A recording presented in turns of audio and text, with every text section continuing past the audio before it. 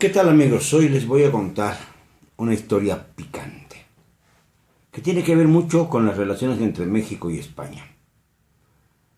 Allá se jactan de habernos conquistado, pero se olvidan que México comenzó a ser nación en 1821, después de 3 siglos de colonia sobre los pueblos de Mesoamérica, no sobre la nación mexicana.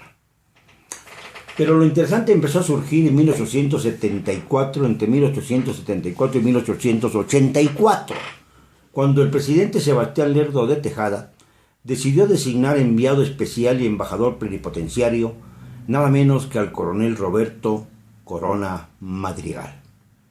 Un coronel bien cuajado en la batalla, sinaloense. Él sacó a todas las tropas francesas de su estado, los dio pero hasta por debajo de la lengua. Y por eso fue premiado con esta embajada en España. Lo interesante fue que era la época en que gobernaba Alfonso XII. Alfonso XII era un hombre muy promiscuo, muy dado a las aventuras fáciles, a las cortesanas, y por eso se olvidó de su mujer, María Luisa de Austria, casada con el rey en segundas nupcias del rey, y nunca atendida debidamente porque era muy aventurero el rey. Le gustaba mucho salir de palacio y meterse a los prostíbulos, a los burdeles, hacer de su vida lo que él quería más allá de sus responsabilidades como monarca. Y ahí se aprovechó don Ramón, el coronel mexicano. Empezó a darse cuenta de que la reina, que no estaba fea, pues estaba solita. Y entonces inteligentemente comenzó su andar por el Palacio Real de Madrid y por las alcobas de la reina María Luisa. Lo interesante fue que el ejercicio diplomático del coronel cesa a finales de 1884, precisamente cuando el rey enferma de cólera, una enfermedad que se desarrollaba entonces de manera brutal y que acababa después de epidemias también devastadoras con gran parte de la población. El rey tenía cólera y murió a los pocos meses de 1885, apenas unas semanas después de que el coronel Corona Madrigal había emigrado nuevamente, había viajado nuevamente a su país, México.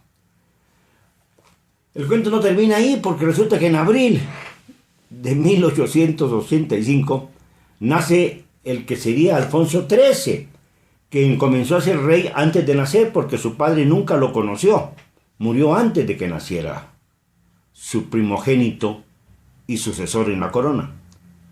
Pero resulta que, haciendo cuentas, es imposible que Alfonso XII hubiera podido tener relaciones con su mujer estando enfermo de cólera, como lo estaba hasta la coronilla. Luego entonces, cuando uno ve la foto de Alfonso XIII y la compara con la del coronel Corona Madrigal, se despejan todas las dudas. Los Borbones tienen sangre mexicana. Esta es como la venganza de los mexicanos por tantos años de ignominia y de prepotencia y de salvajismo y de crueldad por parte de los que se dieron en llamar conquistadores españoles y que no eran más que unos invasores a los que tardamos mucho en arrojar de nuestro territorio y fundar México. A México no lo han invadido, a México no lo han conquistado. Hay que aclararlo siempre. En cambio nosotros, los mexicanos, a través del coronel Corona, nos dimos el gusto de incorporarnos a la sangre azul de los Borbones, que tienen más sangre mexicana que borbónica, más sangre mexicana que la de Grecia, porque recuerden ustedes que hubo una mezcolanza ahí con Grecia cuando llegó Sofía de Grecia para casarse con el abdicado rey Juan Carlos. Ahora Felipe VI y Leticia, que tienen una historia en México tan truculenta que no voy a tocar porque sería de mal gusto en estas horas en que visitan de manera oficial a nuestro país para ver si nos venden otras lentejuelas a cambio de petróleo y comunicaciones, porque nunca, que se sepa, los hispanos han tenido con México ninguna generosidad, es decir, nunca han dado más de lo que han recibido, ni siquiera igual al 50%, no. Dan 10% y sacan 80 o 90. Dan 20% y sacan 150. Esto es increíble. A través de la historia nos han saqueado mucho. Pero Estados Unidos y España se llevan la medalla de oro a la par.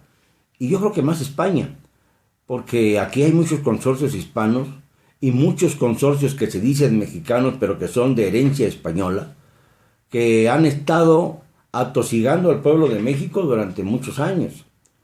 Y esto no tiene nada que ver con lo que pensemos de España y de los españoles de la actualidad. Tiene algo que ver con la historia de la monarquía española.